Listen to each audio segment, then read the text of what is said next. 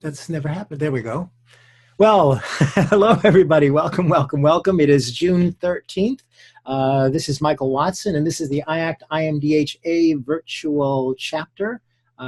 Thrilled to have you with us tonight and looking forward to a really special program. Tonight's topic is going to be conversational influence. The speaker doesn't really know that we sort of worked with the name as we were looking at descriptions, conversational influence, and we'll get to that shortly. I think you'll find it's a fascinating material. I want you to take a little while to just get comfortable and relax as we begin for a variety of reasons. One of them is because, well, you're hypnotists, and another is that comfortable and relaxed is really a groovy way to be when you're attending the virtual chapter. And I just need to go through a couple little things with you, logistics, so that you can get the full benefit out of the meeting of what we do here today. So first of all, just with regarding the software, I mentioned to some people that were on the call earlier, and if you just joined at the last minute, you may not be aware of this yet. If you are seeing me in a large picture while I'm talking, that means that you are in speaker mode. That's a good mode to be in because it means when Jan talks, you'll be seeing her, when we talk back and forth, all of that sort of stuff. Another option is you can be in gallery mode and you can switch back and forth between those two. There's a button that you'll find when you move your mouse up towards the upper right-hand corner of your screen that lets you switch back and forth. Gallery mode just shows you everybody in little boxes that's on the call all at the same time. So you might like to know that. Down at the bottom of your screen, you can open up a chat room, which allows you to send messages back and forth to us or to one another for that matter. Also, there is a participants window. So at the bottom of your screen, you'll see something that says participants, and just click there and you'll see a list of names of everybody that's on the call. And at the bottom of that participants window, there is a little more button. It gives you an opportunity to click raise your hand, and you can raise your hand if you have a question when it comes to the question and answer time. And then we will open up your microphone so you'll be able to talk with us again at that particular point. You also, if you're on the telephone and you want to raise your hand, you can still do that as well. And I'll just see it in the participants window, and you can raise your hand by pressing *9 on your telephone. If you're on the phone, you can mute yourself by pushing *mute. And if you're on the internet, just down in the bottom left-hand corner, you should likely have some controls that say mute and stop video. On your screen, they may be just a little bit different. But it means you can mute your video. It means you can mute your audio, any of those things that you want to do. So I have good news for students and members of IACT and IMDHA, and that is that this session is being recorded. The recording will be available by tomorrow morning, probably later tonight, on the IACT IMDHA forum. And as I mentioned earlier, if you're not a member of that organization and you'd like a link to the recording, just drop me a note at flhypno@outlook.com. Easy to remember. I'm in Florida and I do hypnosis, so flhypno@outlook.com. And also, if you are a member of IACT and IMDHA, you are eligible for CEUs just because you spent an hour with us here this evening. And all you have to do is to log into the website for the organization, whether it's IACT or IMDHA, whichever you belong to. And as soon as you log in with your member ID, there's a little box that comes up where you can just indicate that you earned an hour of continuing education units, and it'll ask you for a description of what it was, tell them you attended the virtual chapter online, and that's all you need to do for that. So now I got to take a breath. I want to say this stuff as quickly as I can so that we've got, a lot of time for Jan, and there are a number of things to cover here. So first of all, I am just thrilled and delighted to let you know that I don't have to talk until I run out of breath anymore because I have a new co-host, and that is Karen Hand, who is on the call with us tonight. Karen was, hi, Karen. Hi. I just heard you. Karen is formerly from WLS Radio, and now she is a big deal hypnotist in my hometown of Chicago.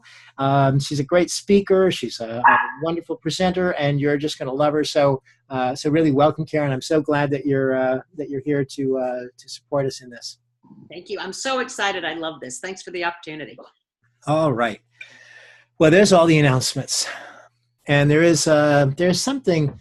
I want to remind you and just bring up the topic because I am in Orlando, Florida, as you know, And yesterday was the anniversary of Pulse, of the attack on Pulse nightclub that happened a year ago here. And, we lost 49 people from our community. And the reason that I'm mentioning it to you now is, it was interesting to see how the community really has come together, and good stuff. Bad things tend to bring out the best in people, I think, very often, and this is an example of that. But also, just to remind you that a year ago we had a virtual chapter meeting just a couple of days after Pulse. And we changed the topic at the last minute because so many people, we were just kind of in a state of shock about what was happening here. And we thought, what a perfect time to talk to hypnotists and therapists about what to do while you're in the middle of the cyclone. It's interesting to talk about post-traumatic stress, but actually in the days immediately following, it didn't seem like the trauma was anywhere near over, and we didn't feel safe going to a lot of places. We were really kind of wondering. And I just remember what a great thing it was to have Michael Elner, and some of you may have been at that meeting. And it's hard to believe it's already a year ago, but it was a wonderful thing to do, and so I just remember it today.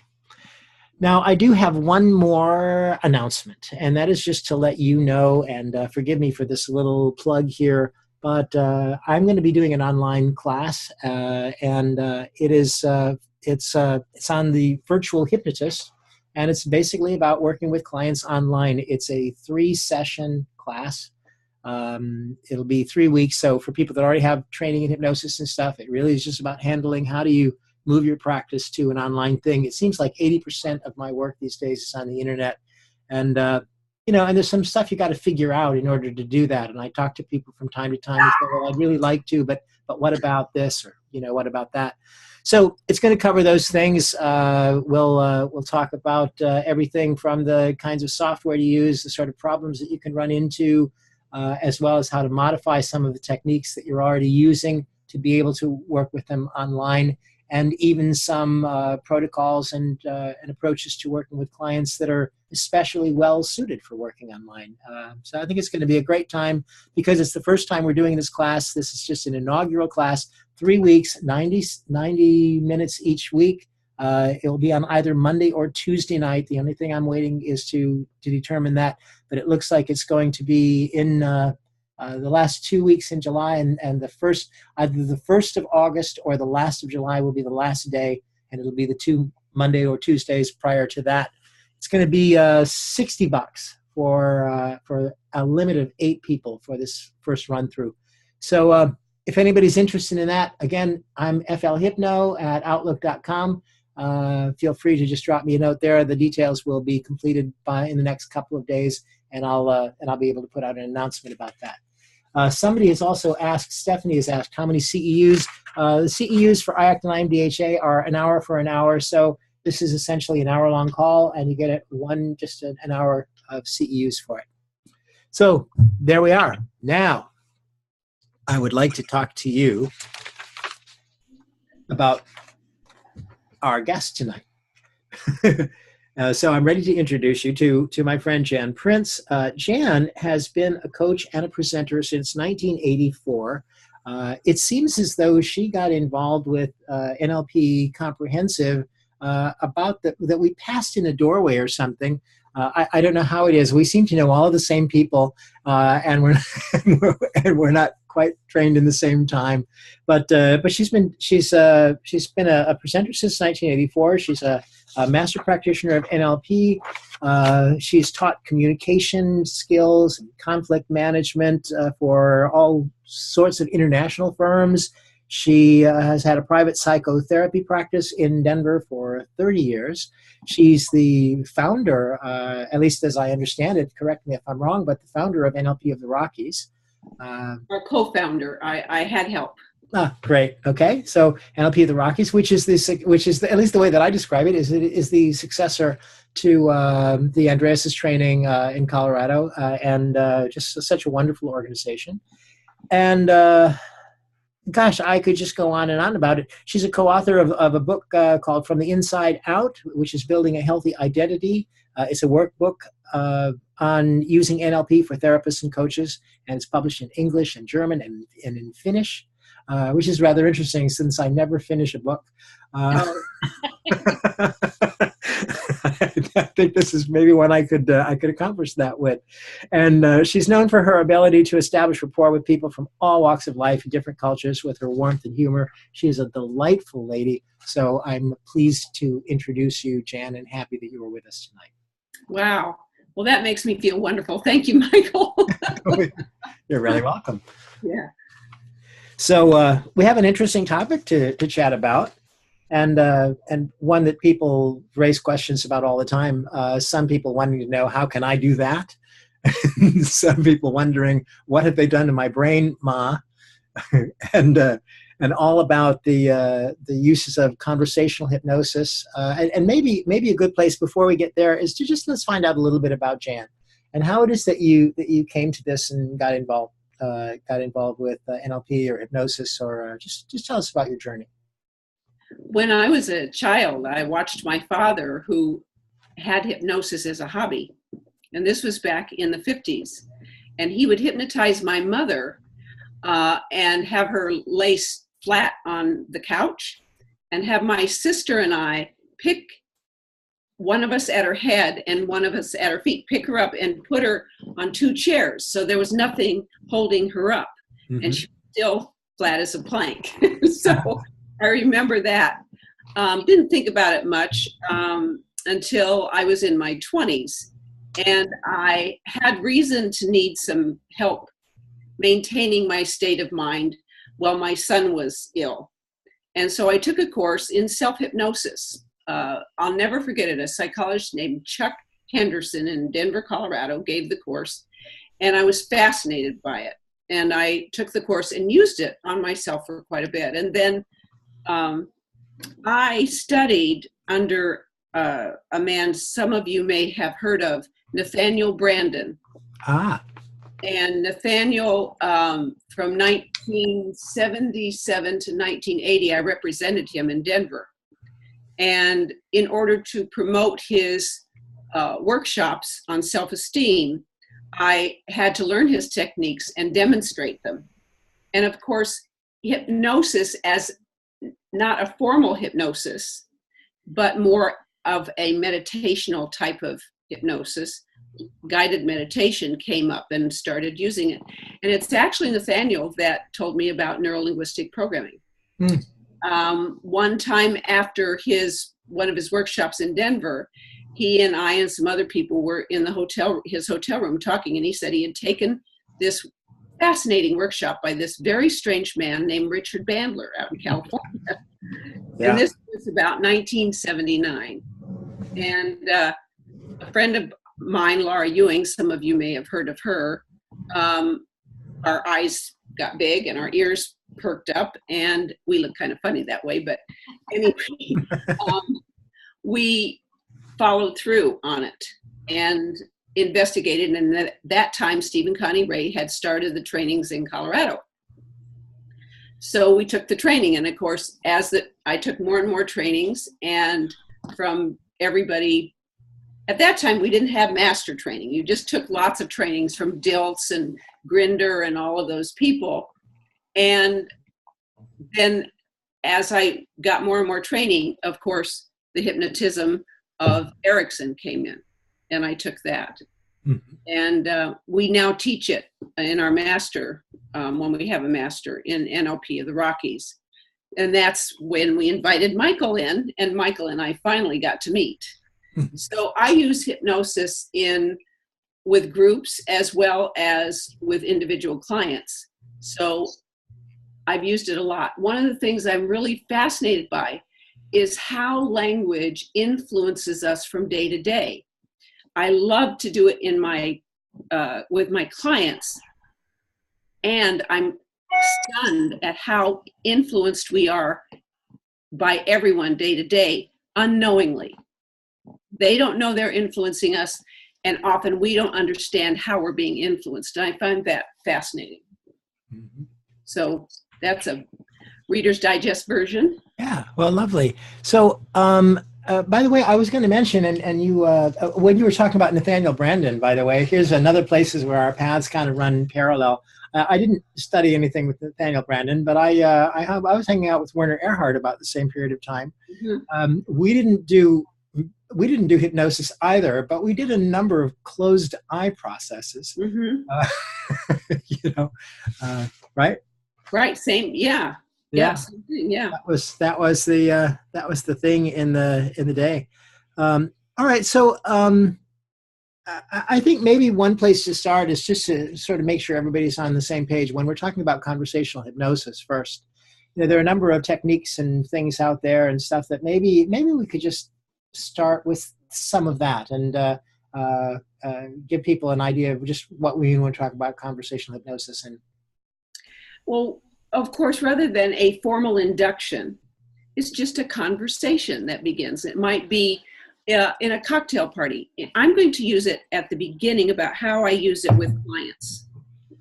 And it's just a conversation because to me, conversational hypnosis is a relationship. I'm not doing something to someone. I'm doing it with them. And that's an important distinction for me. It's a with instead of a to or an at. Mm-hmm. I recently read a book on conversational hypnosis, and I must say I was horrified because it was very aggressive, how to make people do things they don't want to do. And that is, to me, the antithesis of my value system around all kinds of hypnosis. Mm-hmm. So when I'm working with a client, I'm using neuro-linguistic programming presuppositions as I do it. And one of them is that each person has within them the resources they need to accomplish the transitions or changes that they want. And my job is to help them access that. Mm-hmm. The other one is that every behavior, whether they want it or not, has a positive intention. And if we can find that positive intention and help satisfy it at a higher level, a healthier level, then they're going to be happy and it will be ecological to their system. Sure. And that's the other thing. It's very important to be ecological. Is the change that we are looking for going to benefit everyone? Mm-hmm. The person, all the parts inside of them, as well as the relationships around them. So It's a conversation. Usually my hypnotic trances, and I don't even like that term, but my hypnotic influence, and I like that term, Michael, by the way, I'm glad you changed that, the influence, usually starts when I've asked a client to pay attention to something. And it might be to pay attention to how they're feeling in that moment as they're talking about an issue. I might ask them to pay attention to how they represent a part of themselves inside. I might ask them to pay attention to the metaphor they're using or the belief that they seem to be talking about, mm-hmm. expressing. As I ask them to pay attention to that, to me, that's the beginning of a hypnotic trance. Well, and if I might just interject, what I think is beautiful about that is you're asking them to pay attention to something that is within themselves, as opposed to you're saying, here's what I'm going to give you to attend to. Right. And to me, this is what evolutionary hypnosis is about. This is the way that I think about my work as well. So nice. Well, yeah, and I've been listening to your interview with Igor, and we are so much on the same page in so many ways about the value and of hypnosis and the value system of hypnosis that we believe is important. Mm-hmm. So as they pay attention to whatever is going on, I use, of course, connecting words.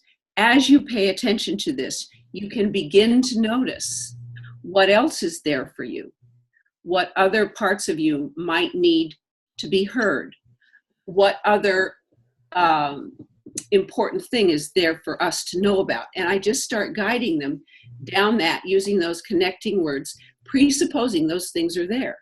Nice. and presupposing that there are resources there.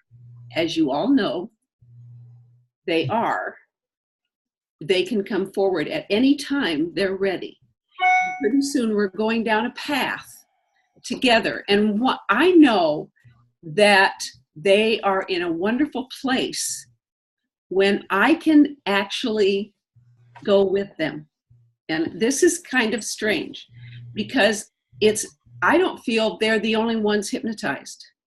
And I don't know if any of you have experienced this, but for me, it's like we're both hypnotized. We're both on a trip together. And I can almost tell them where they're going.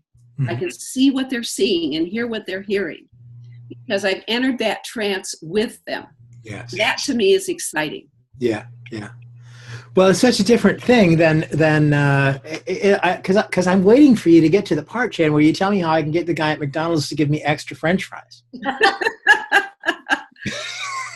Well, does anybody here ever watch the television show Bull? You know, Yeah. they're all muted, but I can see Karen nodding her head. It's fascinating. It's basically repetition, suggestion. So if I wanted more French fries and I didn't want to pay for them, I'm assuming that's the part you're. I wanted him to actually pay me for taking them. Oh, now that we have to plan a little bit on. But is repetition. Bull had a TV series in which he was trying to prove to somebody that he could hypnotize the jury. So he had his lawyer who was presenting talk about red and put the words R-E or the letters R-E-D throughout his presentation one day. So he must have said the word red, like, are you ready? And actually talk about the color red. Right. To say that the next day, everybody in the jury would be wearing red. And they were. Yeah, we saw Dan Brown do something like this as well.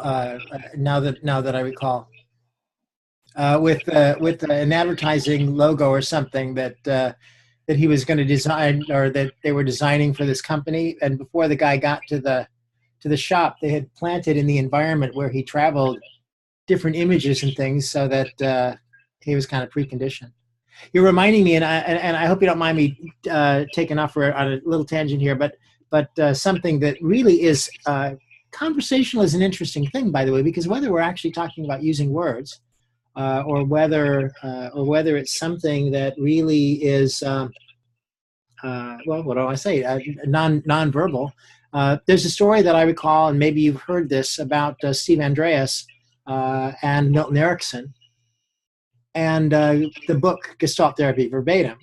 So Steve had written this book, and Steve didn't sign autographs. It wasn't kind of his thing to do. And when he arrived, apparently his book was sitting on Erickson's coffee table with a pen on top of it. And throughout the conversation that they had together, Erickson kept turning his eyes and looking at the book and looking at the pen, and then looking back up at Stephen and looking at the book and looking at the pen, until finally Steve essentially said, "Well, all right, I'll sign the book." So not even a word was spoken. It's and you could do that if we go back to the French fries example.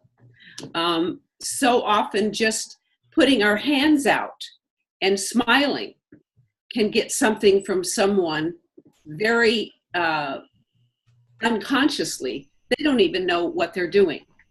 But again, rapport has to be established first.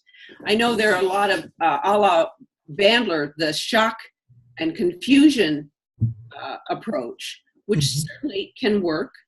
If someone's confused and shocked, you can then, of course, make a suggestion that is going to get to them more quickly than if they weren't. But I prefer the rapport and fun. Yeah. And let's make this fun to happen. And so that you can feel good about it instead of confused or controlled. Again, it goes back to the respect and rapport. I like to start there. Yeah. All right. Well, I noticed that the clock is ticking away. I actually just looked at the time. I was in a trance with you a moment ago, and so I want to make sure we really cover the points that are important to you. One of the things that I think is really worth our attention is this idea about. I was joking earlier using that Melanie title. Look what they've done to my brain, Ma. That we're aware of the fact, I think, that conversational hypnosis is being used, or certainly this kind of indirect influence is being used through the media, through all around us all the time. And maybe the relevant question becomes, what can we do about that?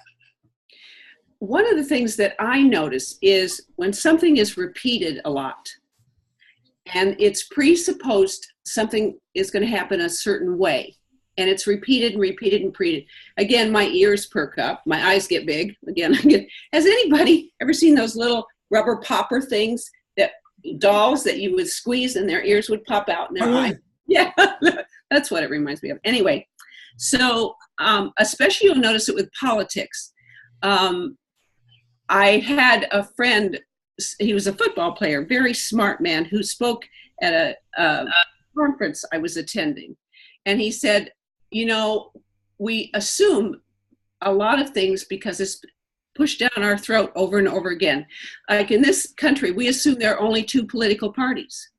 Mm-hmm. And he was talking about that. And he said, when he gets his son ready to go to school, he'll lay out two outfits and he'll say, you can pick either one of these outfits to wear, and that way you get to wear whatever you want. But he doesn't know there are many other outfits he could wear, including dresses. Yeah. But because he's only given certain choices, if you look at a survey, on especially a telephone survey, somebody calls and says, are you going to vote for this person or this person? They eliminate everybody else, and it's all black and white. There's no subtlety to it. So thinking stops. Whenever thinking stops and something's repeated, I always ask, go back to the NLP meta model. How do you know that? What else? Who told you?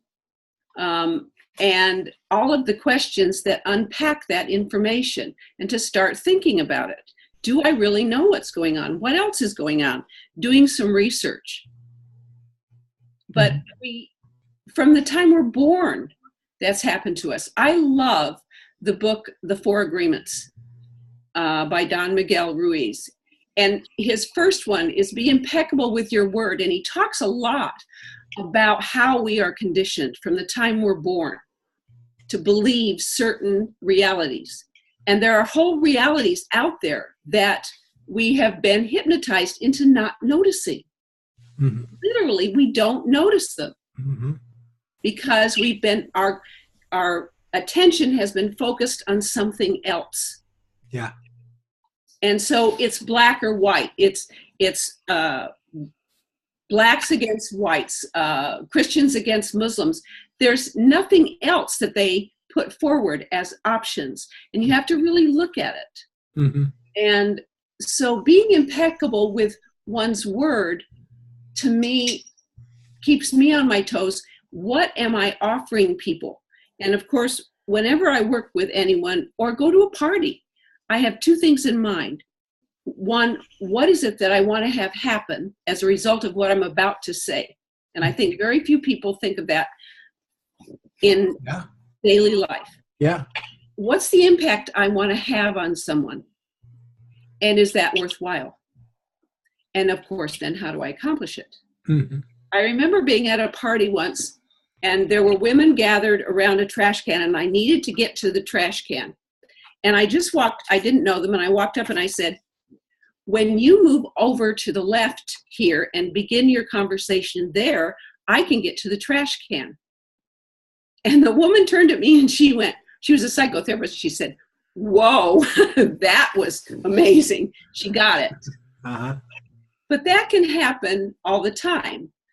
And if you have rapport and if you do it with lightness, I've seen it done. I've seen people, and I'm sure, Michael, you have too, in the NLP trainings, you'll see somebody come out with this powerful tool. And by God, we're going to use this hypnosis to make people do crazy things. And they do it, and it's comic. Yeah. It's comic because there's no rapport. The intention is to fool people or to show how powerful that person is. And it just doesn't work. Yeah. Yeah. Well, it's one of the things that this comes up in hypnosis circles from time to time because, I just taught a class in Daytona that was kind of a last minute thing. And I mentioned to you, and it was the amazing mind control secrets. I was like, okay, this is going to be an interesting challenge for me. And it was, and I put together a program and it worked well. But one of the things that I said to the people as my frame at the beginning, I said, if you want to learn amazing mind control secrets, you probably want to learn them for one of three reasons. Either because you would like to start a cult, or because you're interested in being more influential with the people that you communicate with, or maybe because you'd like to learn more about how to control your own mind and your own thinking. Which I thought was, of the three of them, the most superior path to follow. And in fact, the prerequisite for being able to do either of the other two. And I also promised them at the end of the day, I would give them the 5 rules that they needed to follow if they wanted to start a cult. So they were happy with that as well. That's great. Well, and if you look at everyday conversations, I worked a lot with doctors, and they will say things to people who are in shock, like they've just been told they have cancer, or they have a disease that's a big deal. And I've been in that situation. And they will say something that is so negative that it stays with you. And you have to be very careful to unpack that and reprogram your mind to not believe it. Somebody's, maybe they discovered they had cancer, and the doctor will say, well, people usually don't survive this, or they only live 5 years or whatever.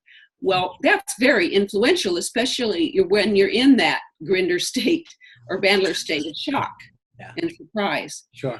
And I've worked with doctors to teach them exactly how to be careful with that.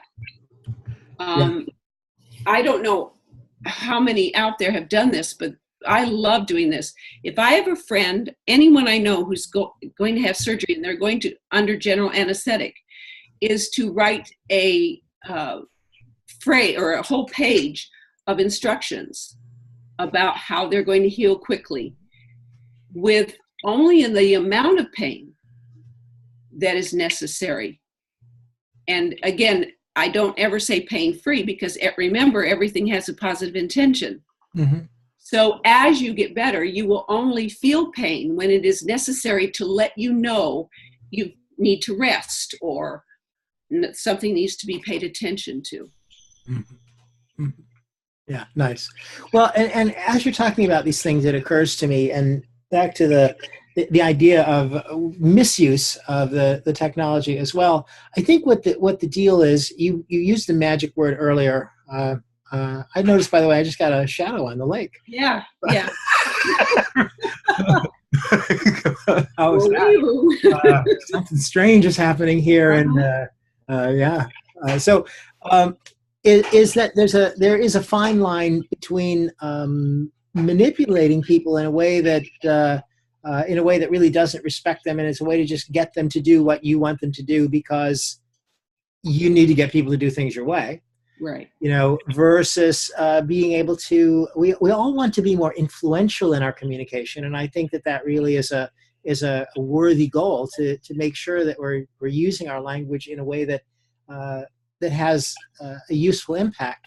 And the arbiter between those two things is ecology.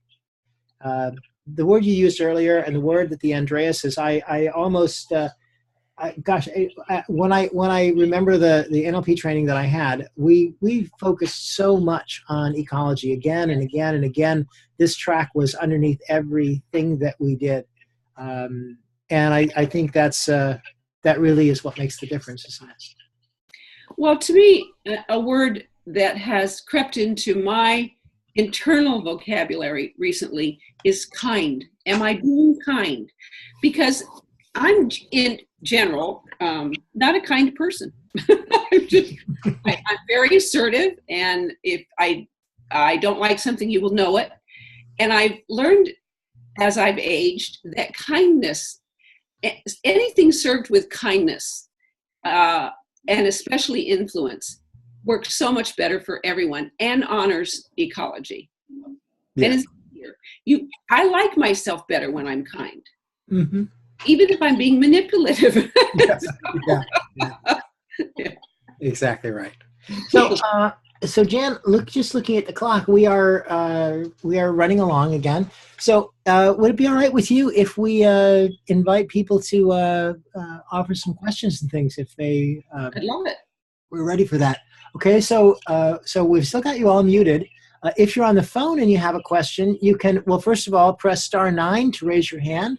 If you're up here in a window and you're on video and you want to raise your hand again, you will find the way to do that at the bottom of the participants box. So open that up, and down at the bottom, it'll either say raise hand or there'll be a box that says more, and raise hand will be hiding under that. And then we'll know you have a question, and we'll open up your microphone and let you ask. Is everybody gone to sleep, or are they?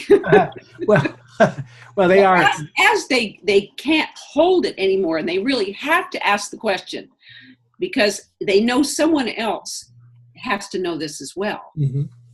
Well, and while they're forming their questions, maybe we could just take a minute for you to tell me. I mentioned at the beginning, and then oh gosh, their hands all over the place. So hold on a second. There's one right here, and in fact, this I believe is Ken from Australia. And Ken, I have just unmuted you. I believe if your hand was up in the air. So sure. Yeah, ask your question. Yeah, thank you. I'm particularly interested in one angle I'd be keen to hear your thoughts on, Jan, and Michael as well, if you're inclined, is the notion of assisting people to de-hypnotize themselves from unhelpful suggestions that they've absorbed from folks either that might have been offered them unintentionally or intentionally. I remember in my training back with the Andreases in 1983-84, John Grinder came to do our testing in the last couple of days of training, and he said something that has stuck with me forever. So someone makes a statement about a belief, something that they believe to be true, to ask, do you have any counter examples? And to help someone gather counter examples. And the more they can gather themselves instead of you offering it, the more powerful that is. You might say, who told you that? How do you know that to be true? Do you know someone who doesn't think that way or doesn't behave that way? And to start them expanding their realm of reality. Does that answer the question? Yeah, I think that's a perfectly fine answer. Yeah, so we're talking about meta model stuff there. Meta model stuff, and there's another man that I was influenced by, if I can remember his name. So one of my belief systems, and I have to be very careful about it. I'm 71, and people about my age say, "Oh, I've forgotten this, I've forgotten that." It's old age, and I'm trying to find the counter examples to that, and there are many of them. I just forget to say that, Jan. That's a good way to handle it. Right at the moment, I'm not. Yasuhiko Kimura is his name.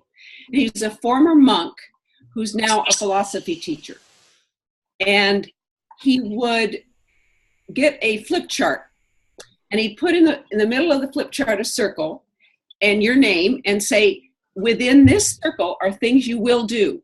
Outside of this circle are things that are forbidden for you to do, or you could never imagine doing or being able to do.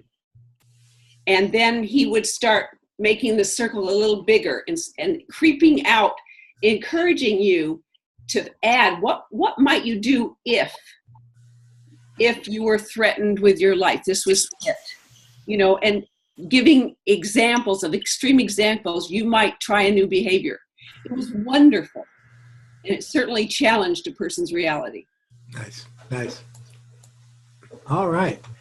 So let's see. I know we have another one. A couple. We have Brenda. Say hello, Brenda. Hello, Brenda. Sorry. My question was actually regarding the conversational hypnosis. How do you come up with the topic of conversation? I'm not formally trained in NLP, but I do know a few techniques.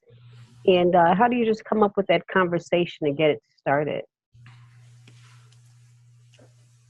I guess I don't understand the question. Okay, well, I use a lot of metaphors in my sessions. I use some story, but as far as a conversational session where you just go into a conversation. Okay, so in order to achieve a trance? Yes. Okay. And to, create change, basically. Okay, so I always have not always, because sometimes we go down a path that I don't know where it's going to lead us, but I have a general idea of where I want to go and where the person is now. Does that make sense to you? Yes. So I have a path in mind. And so in order to help them down that path, I will first have them notice something maybe external. As we were talking with Michael earlier, it could be external or internal. So as you think about this issue, Jane, that you're wanting to change, you can pay attention to all of the resources that you've not yet realized are there for you. And I wonder, as you do that, which one wants to come forward now? So that's just a conversation. But in that conversation, I've directed her attention to something specific that's going to be useful, assuming it's there. So I've used presupposition, it's there. I've used the connecting words to take her there. And it's just a conversation. Does that make sense? Yes, it does.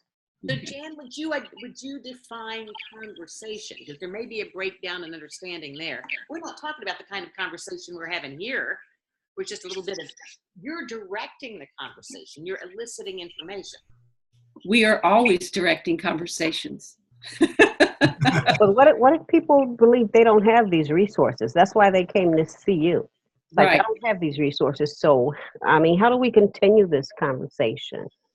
Oh boy, now we're getting into specifics about technique. But certainly we all know someone who has a resource much like this that you have witnessed. Perhaps it's on television or in a book. So if and I'd also like to take this to a conversation that, as Karen brought up, say I'm talking to a child at a party or something, and a little kid comes over and he's tired and his mother's been trying to get him to bed, but the party's much too interesting. So I might sit down with the child and say, boy, your mom seems to really want you to do this. He'll go, yeah, I don't want to. I don't blame you at all. If I were you, I'd want to curl up right next to me now, so I can pat your head a little bit and stroke it, maybe tell you a story. Would you like that? So again, that conversation simply directs attention, but I rarely use the conversation to confront an idea. It's always to come along beside it and move it. Okay. And this happens in every day. It's about being aware of how our words. So have you ever gone to work and you walk in and someone says, are you all right? Yeah. And they say it again. Are you sure you're all right? Where does that direct your attention? It's just a conversation. But if someone says that enough, pretty soon you don't feel all right, even if you felt fine when you walked into the room.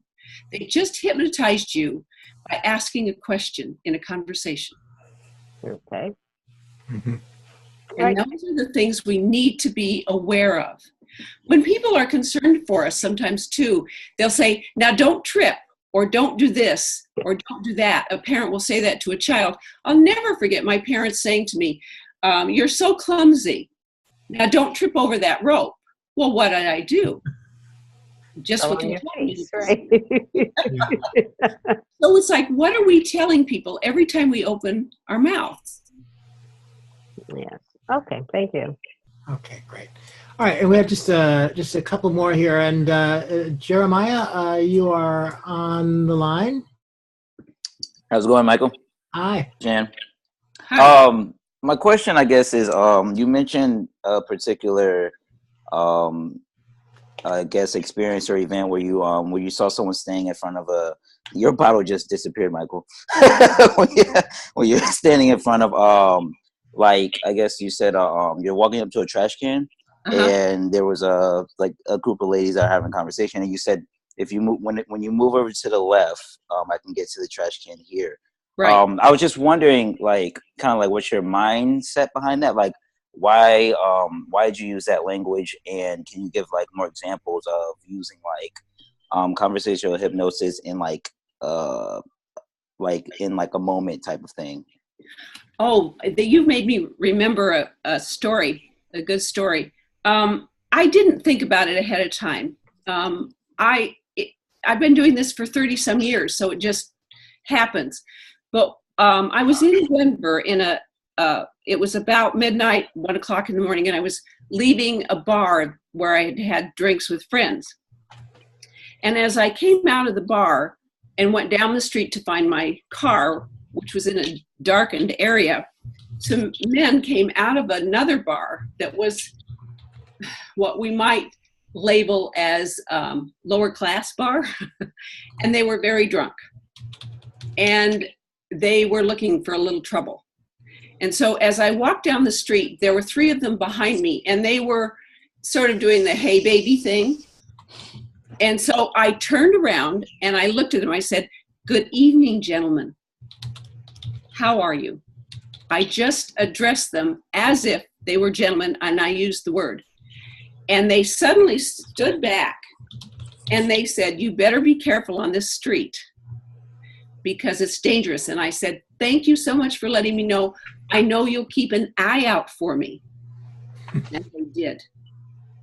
And so again, it's that assuming the best in them and using the language, the conversation to direct them to that behavior instead of, "Don't hurt me, don't hurt me." So it's like claiming things as you would want them to be instead of focusing on what. Exactly. Exactly. And assuming that's the case. I assumed they were gentlemen. What could they do but become gentlemen? Right. Yeah. Yeah. Nice. Thank you. All right. Thanks for the question. Stephanie, hi. Hi. Thank you so much. I've really been enjoying this. So my question is, how important are the words themselves using conversational hypnosis? For instance, you can put an inflection on a word. So you could say no, which means no, or you could say no, which means I'm not. Yes, it could be yes. You could say it sarcastically, no. So how important is it to put the inflection behind it, or is it the word itself that we have to be careful how we, of using the word itself? Because it gives that. I'm going to ask Michael to answer this. I really love the question. Because I as I told you, Jan, I had just done a series of interviews with Igor, and it was sort of funny because here's the guy who wrote the book on conversational hypnosis, and what he's all about, and in the middle of it, I actually had to point out the fact that I'm here talking to Igor Ledachowski, and what I'm trying to get you to do is to tell your hypnotist to stop making suggestions. So there's one thing. I mean, we love to talk about the artistry of language and neurolinguistic programming, especially. We've got this linguistic base rather that that some of us really, really appreciate, and no question about it. Words are powerful, and how we use them are very, very powerful. But on the other hand, intention is really what drives communication, and the inflection as well, and inflection in tone. I've worked with a lot of men over my career, engineers and stuff in communications training. And all I have to do is say to them these words in this tone: we need to have a talk. And both men and women know the effect that's going to have. Now, Stephanie, if I said it, hey, we need to have a talk. Yes. That can have a very different... It can change it completely. Yeah. Yeah. If you drop back in, it's a long time. It's like 30 years ago, probably, or 20 years at least. Steve and Carol Langton are Ericksonian hypnotists, and Carol talks about an experience with she trained some flight attendants, and just to be able to handle difficult customers and stuff like that. And on the very next flight, this attendant had a guy who just was all crazy about something with his food order, or he didn't get what he was supposed to get, or something like that. And I don't really remember the whole story. What I remember is he was just determined to be angry and was ready to go off on her, and she simply stopped him with that. Now, by the way, this is 20 years ago and wouldn't probably be appropriate now, but she touched him on the shoulder, and with this little southern Peachtree voice, she said, "That's all right, darling. We'll see that you get something to eat." Oh, I love it. One of the things I don't like about what's happening in society today is so much of our behavioral flexibility is being just crushed because of political correctness and people being afraid of being hurt. Women especially, I think, can't be seductive anymore without being judged. And both sexes can be seductive. Children can be seductive. And it's frowned on, and it's a shame. I think it's a shame. Yeah. But yes, Stephanie, I hope that answered your question. It did. Thank you. Great. All right. Well, we are over our time. Oh, I'm having so much fun. This is so much fun. What a great group. Yeah, it was, and it just went so quickly. So, ladies and gentlemen, again, thank you, Jan, so much for doing this with us. We really appreciate it. It's just lovely to be able to do what we can do with the virtual chapter, because all of the chapters of hypnosis in different cities and things are limited in terms of who they can interact with.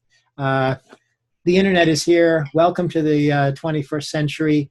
How lovely that we can get together with folks from all over the place and have such great speakers and presenters. So we really, really appreciate you for doing this for us, Jan. It's lovely. Well, I love the opportunity, and those of you who would be interested in neuro-linguistic programming practitioner training and a beautiful place in the mountains, check out nlpoftherockies.com about our trainings.